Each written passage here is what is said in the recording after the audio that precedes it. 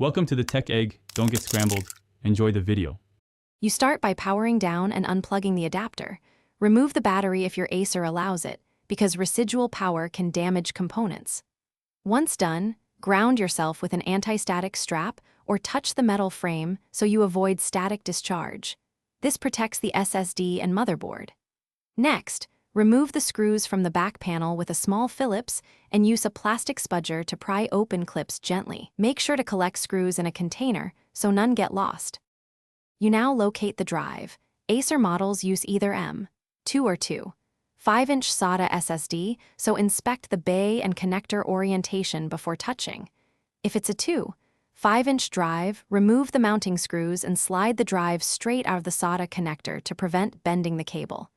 If it's an M.2 module, remove the single standoff screw. Lift the module at a slight angle, about 20 degrees, and pull it straight out to avoid damaging the edge connector.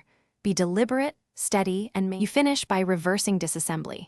Replace the chassis cover, tighten screws, reinstall the battery, and reconnect AC.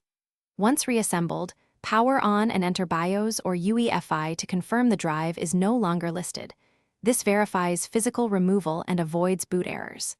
If the system won't boot or BIOS still shows the device, make sure connectors are clean, reseat the drive to rule out poor contact, or reset CMOS. These steps resolve most detection issues.